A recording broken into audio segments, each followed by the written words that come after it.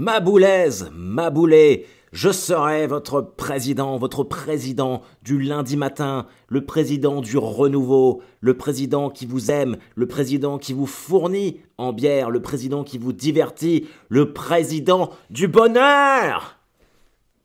En vrai, je suis prêt, hein. Je suis prêt. Je crois que prochaines élections, j'y vais.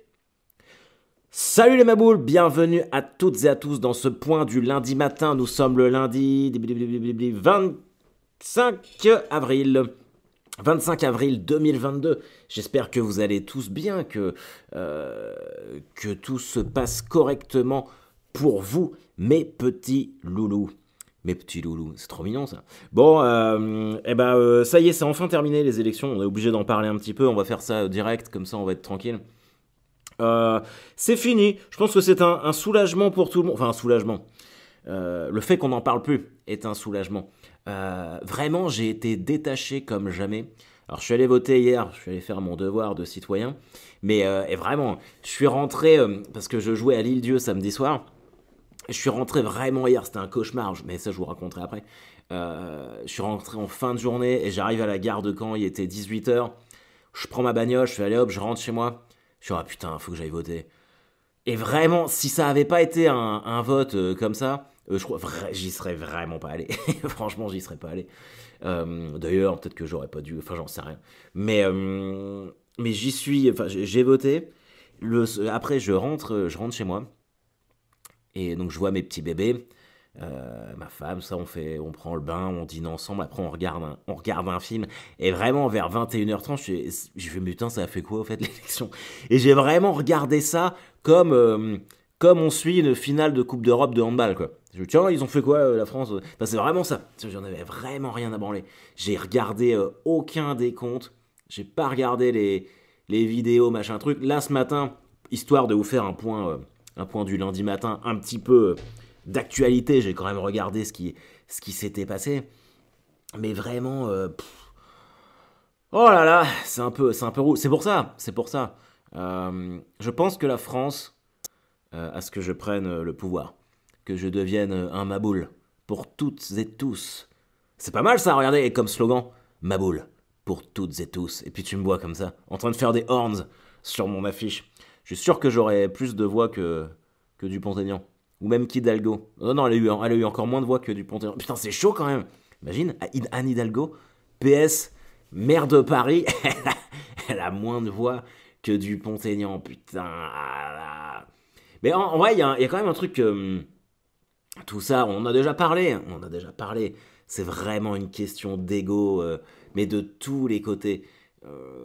Alors, je vous avais expliqué, hein, il y a quelques mois, il me semble, que en fait c'est quand même le bon plan de se présenter à la présidentielle, même si tu sais que tu vas faire du 0%, parce que tu touches quand même, chaque parti touche 800 000 euros pour la participation. À partir du moment où tu as tes 500 signatures et que tu présentes, ton parti prend 800 000 boules. Et il faut arrêter de... Quand je vois Pécresse là, qui fait la manche parce qu'elle a claqué je sais pas combien et qu'elle n'a pas atteint les 5%, mais si tu as un petit parti genre Philippe Poutou...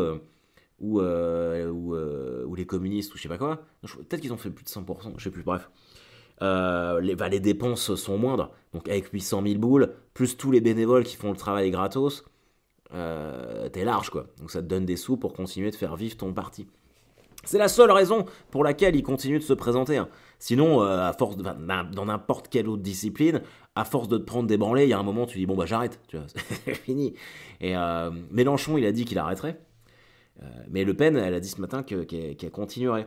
Mais en même temps, force est de constater que là, elle fait 42. Elle fait 42. La dernière fois, elle était à quoi? À 34, je crois. Donc c'est quasiment 10 points de plus. Je sais pas quel âge elle a. Tiens, elle, on va regarder. On va regarder quel âge elle a, Le Pen. Mais là, c'est 58-42. Bon, il n'y avait aucune surprise sur le fait que Macron soit réélu.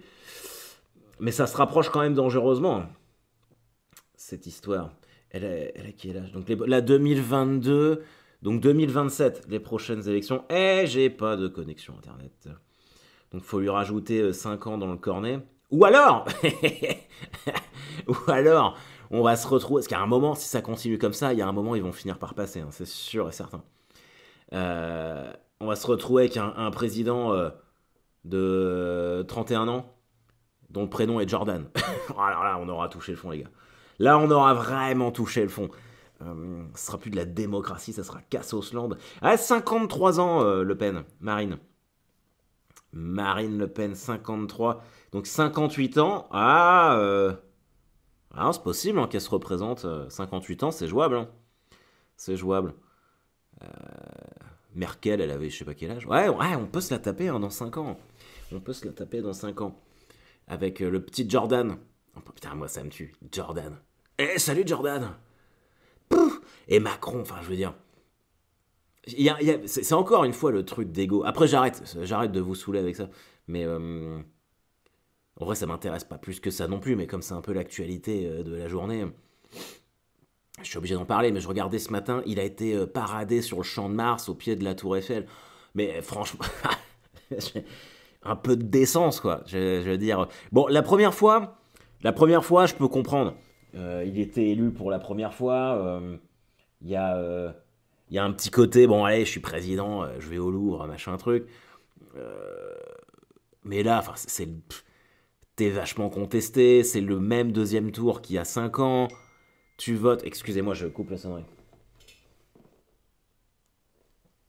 Tu coupes, enfin tout le monde vote pour toi juste pour pas que l'autre passe. Ouais, franchement, on va pas faire des parades genre j'ai gagné, c'est le moi. Mais non, c'est de la merde. C'est un peu comme si tu marques de la main en finale de la Coupe du Monde, comme Maradona, sauf que Maradona il était génial.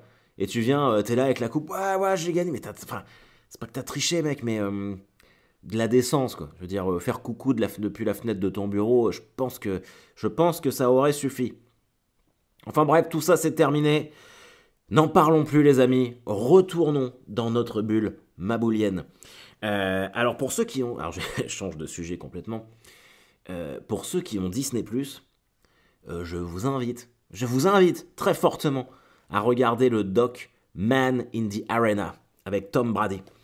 Alors vous allez me dire, mais qui est Tom Brady? Eh ben Tom Brady, c'est le plus grand quarterback de tous les temps. Alors moi je le déteste et je l'admire en même temps. Pourquoi? Parce qu'en vrai, c'était le quarterback des New England Patriots. Et les New England Patriots, leurs pires ennemis, ce sont les New York Jets. Donc mon équipe, donc moi. Sauf que eux, ils sont très forts et que nous, on est nuls à chier. Mais c'est toujours plus intéressant de soutenir les gens qui perdent tout le temps. Il y a une vraie dynamique dans la loose. Tu vas perdre et continuer de se battre, c'est plus intéressant au final que de gagner sans cesse. Je pense que gagner à la fin, tu perds goût à la victoire. Mais la défaite, tu continues de perdre, vraiment, t'as envie que ça s'arrête très vite. Donc, il y a une dynamique beaucoup plus intéressante. Et en vrai, je vous dis ça parce que le gars, c'est entrecoupé de... Ça repart sur le début de sa carrière, sachant qu'il a 23 ans de carrière. Il a gagné 5 Super Bowl. Super Bowl, c'est le trophée ultime hein, dans le football américain. Avec les Patriots, ils sont arrivés plusieurs fois en finale, il en a perdu. Enfin, c'était vraiment une dynastie de ouf. Et le mec... il pratique la méditation, j'ai appris ça.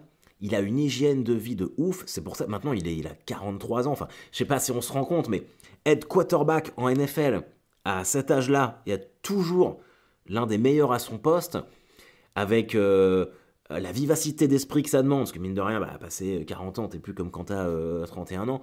Les chocs que tu prends, les chocs sont très violents. Et le gars, il est toujours là physiquement, et surtout, il est brillant. Il a un recul sur les choses. Et moi, en tout cas, le documentaire, je le prends vraiment comme une analyse de la vie en elle-même. Et je l'ai dévoré. Et ça va peut-être sembler ridicule, hein, les potes, mais il y a des trucs, je me suis dit, mais il a raison. Il a vraiment raison. Il te dit je me rappelle, il y a un moment, une phrase où il dit... il parle d'un match... d'un match où au tout début de sa carrière, où il était le remplaçant du quarterback initial. Et il prend sa place parce que le quarterback est blessé, et le quarterback revient, sauf que Tom Brady reste le titulaire, et il se blesse, donc c'est l'ancien quarterback qui reprend le relais. Et Tom Brady explique à ce moment-là que il se disait, vu que l'autre a repris sa place, je vais être un éternel remplaçant.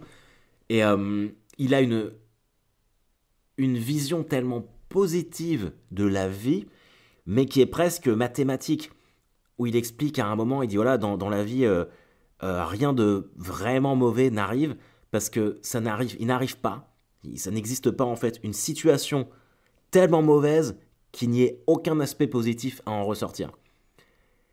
Et en vrai, il a raison. Il a raison dans tout ce qui peut se passer de négatif, dans tous les événements horribles qu'on a pu vivre, vous comme moi. Si on se pose 3 secondes, qu'on les regarde à froid, il y a forcément des trucs positifs qui en sont sortis. C'est obligatoire. Et lui, en fait, il avance avec cette mentalité-là, une mentalité de champion. Mais vraiment de champion de classe mondiale. Après, moi j'adore le football américain, vous le savez les copains. Mais je trouve que c'est intéressant de le regarder parce que le mec il explique aussi le rapport du travail face au talent. Et il explique que voilà, si tu peux avoir énormément de talent, énormément, mais si t'as pas le travail à côté, mais vraiment un travail de ouf, lui c'est le premier, comme Cristiano Ronaldo un petit peu. Lui, c'est le premier à repartir, enfin le premier à arriver à l'entraînement, le dernier à repartir. Et en fait, donc moi, je vous fais court. Eux, évidemment, en plus, ils parlent en anglais. Ce sont des Américains. Du coup, il y a cette culture du prêche qui est là, avec les formules super bien choisies. C'est vrai que c'est un petit plus si vous comprenez l'anglais, quoi. Mais et voilà, il explique en vrai, si tu t'endors sur ton talent, et en fait, dans un milieu ultra concurrentiel comme celui de la comédie et du stand-up, moi, j'ai toujours un peu apparenté ça au sport, au fait de... Avec mon pote Tristan Lucas, souvent on blague là-dessus, parce on est évidemment de gros fans de Malherbe, et on se comparait un petit peu à Malherbe. Nous, si on se disait s'il y avait un championnat des humoristes, où est-ce qu'on se situerait parce que bon, il y a Ligue 1, Ligue 2, Nationale, bon, définitivement, on aurait un niveau professionnel. Mais où est-ce qu'on serait? Est-ce qu'on serait en haut de la Ligue 2? Est-ce qu'on serait en bas de la Ligue 1? Moi, je me dis... très modestement, hein, vraiment, il n'y a pas de bad trip là-dedans. Je me dis, quand je suis parti avec Blanche et que j'ai fait Montreux, que j'ai fait tout ça, je pense que j'avais dû être promu en Ligue 1 et qu'après j'ai été relégué, j'ai été relégué en Ligue 2 comme Malherbe. Et maintenant, bon, il y a de la notoriété qui est là malgré tout. On se bat pour remonter en Ligue 1, mais c'est un petit peu le ventre mou du championnat. Et c'est pas grave. Mais mine de rien, pour revenir sur ce que Brady disait, et c'est valable pour vous dans tout ce que vous faites, tu as des acquis. Il y a forcément un truc pour lequel tu es doué. Je sais pas, moi par exemple, Elisabeth, elle est très forte au piano, et là pendant le confinement, elle s'est mise au crochet, vraiment par hasard. Maintenant, elle vous fait des trucs, mais de ouf, mais vraiment des trucs de ouf. Et voilà, en fait, il faut trouver ce petit truc, et vous l'avez forcément en vous. Surtout nous, les maboules. Parce qu'on est entre nous et qu'on n'est pas pareil que les autres. Il y a un petit truc, et en fait, si tu t'arrêtes à ça, si tu prends juste, tu dis « Ah, je suis doué à ça », tu seras doué, mais tu n'excelleras jamais. C'est ce qu'il dit Tom Brady. Et depuis qu'il me dit ça, je répète tous les jours, j'écris tous les jours pour me dire, voilà, si effectivement mon talent, avec 1 milliard de guillemets, c'est de faire du stand-up et de la comédie, et que j'en suis là, il faut que je travaille encore plus fort et plus dur pour step up. Et ça se vérifie parce que il y a des gens dans l'humour qui ont du talent. Même si moi j'adhère pas forcément, je suis ouais, j'aime pas ça, machin truc. Mais il y a quand même du talent, de la présence, machin truc et tout. Ils seront amenés à disparaître s'il n'y a pas de travail. Prenez les... alors il y a disparaître et disparaître, je m'entends. Je vais prendre un exemple concret. Des gens comme Elise Moon par exemple. Mec gros comique des années 90, même des Smaïn, tout ça. Indéniablement, tous ces gens-là ont du talent. Mais à un moment, ils ont arrêté de travailler. Ils se sont reposés sur leur acquis de talent sans jamais chercher à l'améliorer.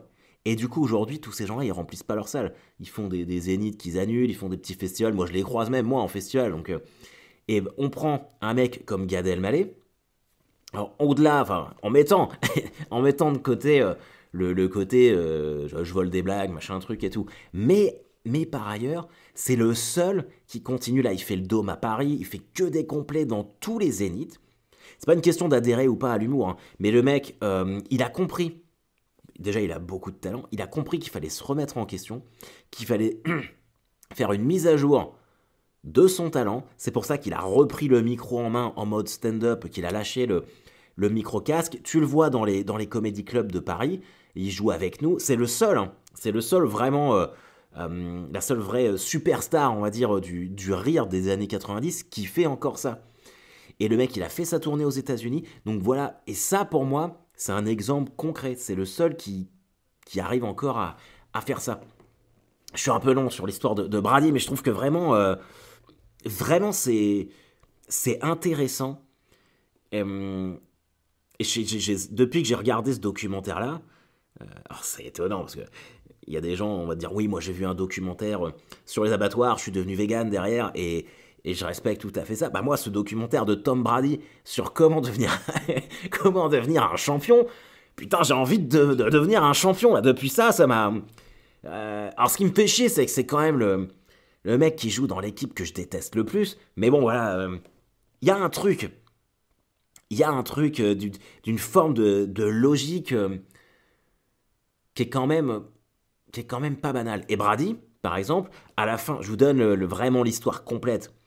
Il gagne, il reste 22 ans. 22 ans aux New England Patriots, c'est à Boston. Il gagne 5 Super Bowls. Je crois qu'ils font 2 ou 3 finales perdues. Un truc comme ça. Et à la fin, il a 41 ans. Et on lui dit, bah Tom, écoute, on va construire l'avenir sans toi. Maintenant, t'es un peu vieux, machin truc. On va prendre un nouveau quarterback. Merci d'être passé, machin truc. On retirera ton numéro. Plus personne pourra prendre le 12. Voilà. Et Brady, donc il est agent libre. Et pour lui, il veut pas entendre parler de la retraite. Parce que aussi, comme on le disait dès le départ, il y a cette question d'ego qu'on a tous. Et que le gars se dit, j'en ai encore dans la chaussette, quoi. Et là, il part à Tampa Bay Buccaneers. Une équipe en Floride qui a gagné une seule fois le Super Bowl en 2003. Je me rappelle parce que c'était l'année de mes 20 ans. Mais une équipe qui faisait même pas les playoffs, hein, vraiment au ras des pâquerettes. Et il part là-bas parce que tout le monde pensait que Tom Brady était cramé. Et Tom Brady rappelle des potes à lui, joueurs qui étaient ou à la retraite ou qui jouaient plus. Et dès la première année, il regagne le Super Bowl. Il regagne le Super Bowl avec une autre équipe que les Patriots pour prouver, et en prouvant, que c'est lui le meilleur. Parce que même à 41 ans, même le fait d'avoir le plus gros talent de quarterback de toute l'histoire du football américain, le mec, il a taffé comme un ouf. Il s'est dit, non, je veux pas finir comme ça, je veux encore prouver que je suis le meilleur, et il gagne le Super Bowl. Je trouve ça... Alors il le vend bien parce que ce sont des Américains, mais moi c'est vraiment un modèle que j'ai envie de me donner et d'avoir. L'année dernière, ils vont dans l'équivalent de la demi-finale, donc ils vont pas au Super Bowl. Et à l'issue de la saison, Brady annonce, bon bah je prends ma retraite, machin truc et tout. Donc tous les hommages, machin, il a ses 6 bagues de champion de Super Bowl.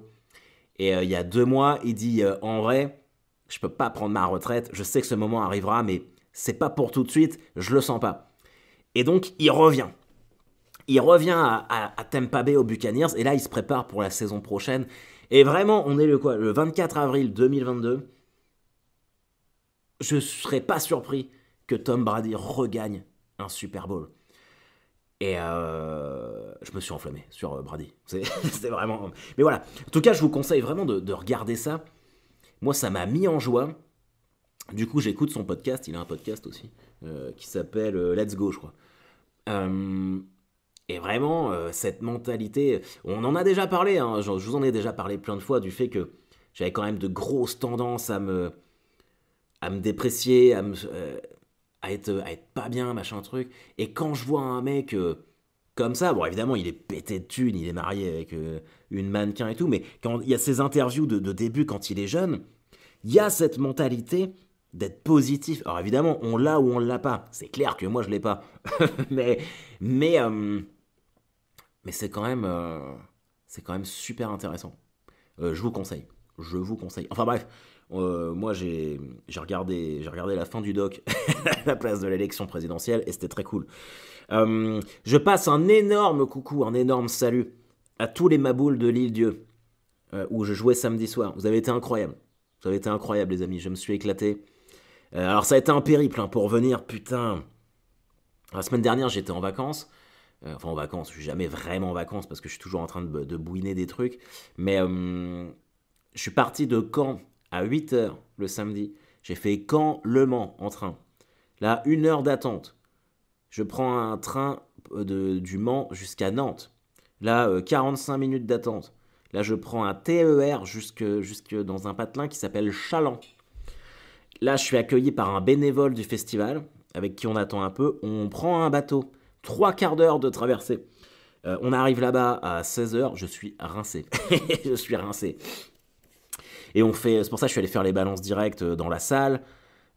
Après, j'ai fait une petite sieste et tout. J'avais 3 premières parties de 10 minutes chacune, donc ça faisait 30 minutes de première partie, sachant qu'on a commencé en retard. Le début, ça devait être 21 h. Du coup, je suis arrivé sur scène, il devait être 21 h 55, 56 de mémoire. Et j'étais claqué avant. En plus, j'avais une nouvelle tenue. Ah, il y a des photos, je crois, sur mes réseaux. Dites-moi ce que vous en pensez. C'est ma tenue d'été, manche courte. Et j'étais derrière à attendre. Je disais, putain, mais je suis claqué. Je vais jamais tenir 1 heure de spectacle. Et vraiment, ouais, c'était trop chouette. J'ai fait une grosse impro sur le fait d'habiter sur une île. D'ailleurs, je vais la poster là aujourd'hui sur les réseaux. Et c'était incroyable. C'était vraiment trop cool. J'ai vraiment adoré. C'était complet. C'était complet, mais comme partout à part à Paris. Donc ça, c'est pareil. D'ailleurs, les amis, je leur dis, je joue le samedi 21 mai. Un samedi.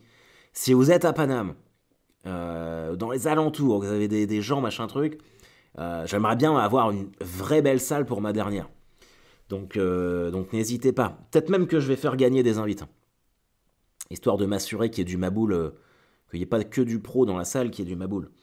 Donc voilà, et je suis reparti le samedi matin, 8h30, donc rebelote, bateau 3 quarts d'heure, un bénévole qui m'emmène à Chaland, sauf que là c'était un bus, j'ai attendu le bus 1 heure.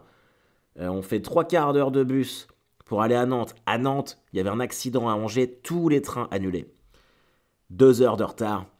Je prends un Nantes Paris-Montparnasse. Et croyez-le ou non, j'arrive à Saint-Lazare, je fais bon, bah, je vais prendre. Parce que j'avais forcément raté mon train pour Caen, donc le Paris-Caen de Saint-Lazare. Et comme quoi la SNCF parfois sait s'auto-réguler, parce que le Paris-Caen est tellement souvent en retard qu'il l'était là. Et en fait, ça a matché mon Nantes-Paris en retard. Et bah, le Paris-Caen était aussi en retard. Du coup, en fait, j'ai pu prendre le train comme prévu. Et arrivé à 18 h à Caen pour finalement aller voter. Et là, on a bouclé la boucle de cet épisode. Voilà. Mercredi, si vous êtes à Caen, je serai au Mokiri.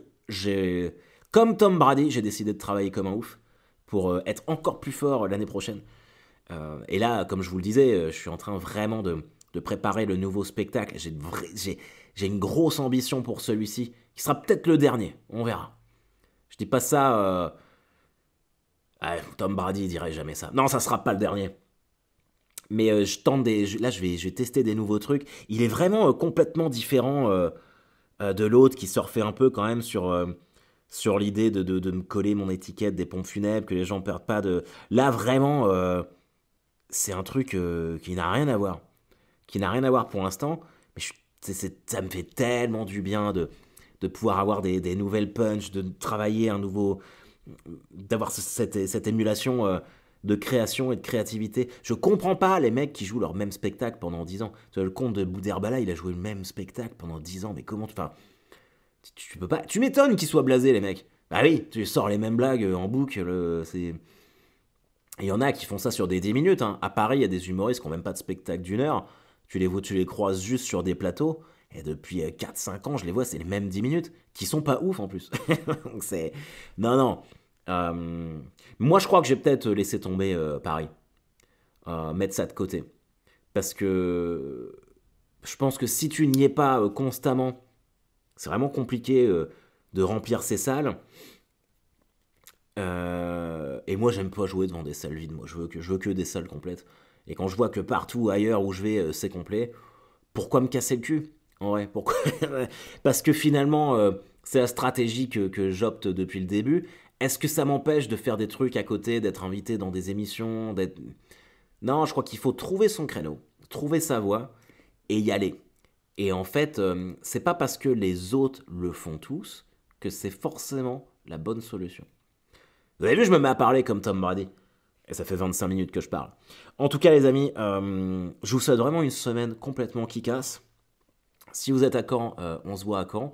Sinon, la prochaine date, c'est en Suisse. On a du monde en Suisse.